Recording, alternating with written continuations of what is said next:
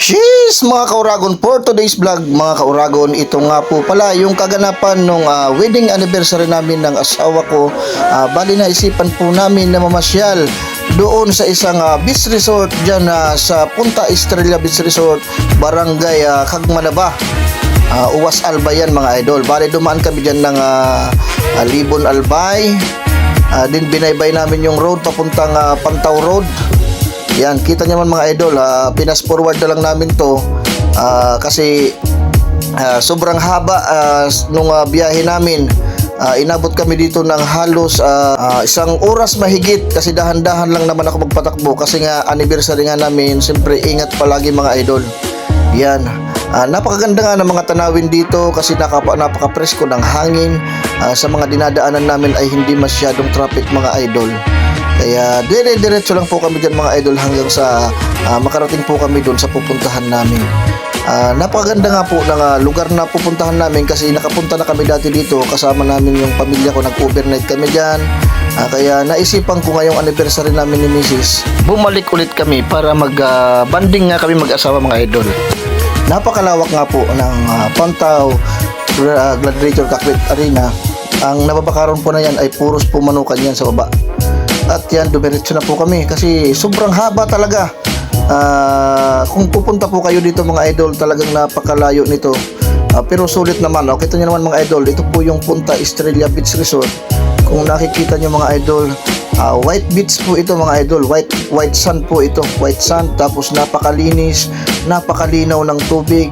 At nga pagdating nga namin mga idol ay kumain muna kami mga idol kasi sobrang nagutom kami sa biyahe. Kasi sa isang oras na biyahe namin, alas 10 kami umalis dun sa bahay. Inabutan na po kami dyan na mag-aalas 12 ng mga idol. Kaya pagdating po namin, ay binuksan ko agad yung binalot ko ng dahon ng saging na nag-adobo lang kami mga idol. Kasi tipid-tipid muna mga idol. Ang importante maging masaya kami sa aming wedding anniversary. Yan, pinagsaluhan po namin yan ni Mrs. Adobo sa tuyo po yan. At yan na nga mga idol, kumain na kami dyan. Nagmuak-muak na muna kami dyan mga idol.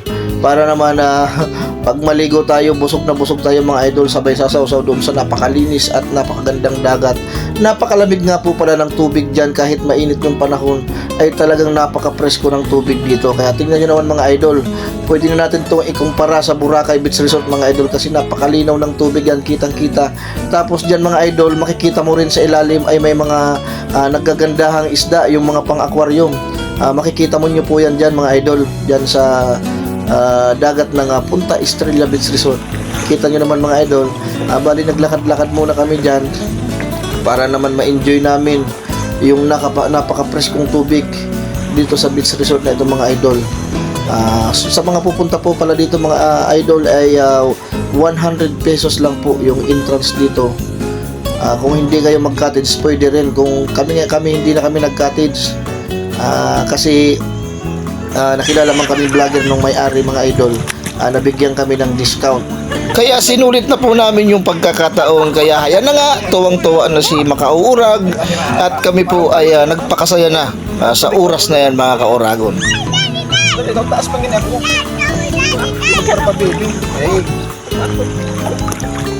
Ito pa baby eh.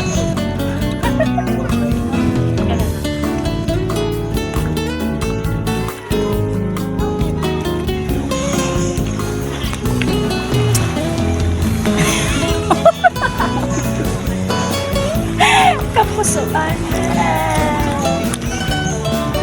Nasa dagat kami ngayon guys. Mga idol, nasa dagat po kami ngayon. Makikislap po kami ni Makauurag.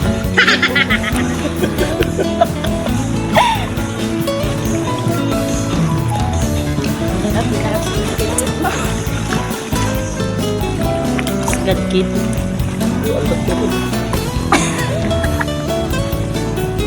Babad ko muna. Nagkatabi ako. Nagkatabi niya.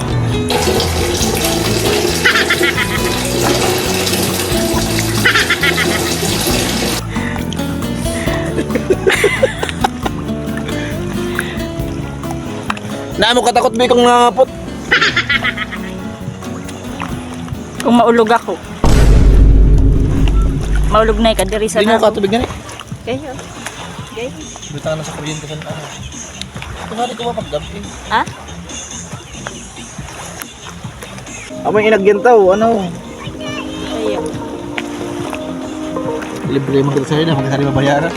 Sa gasolina sana binayaran pa.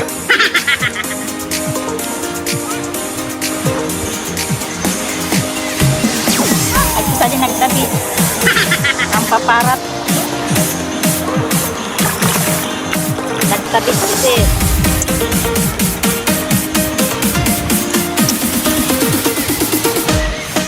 Diba ang gulo naman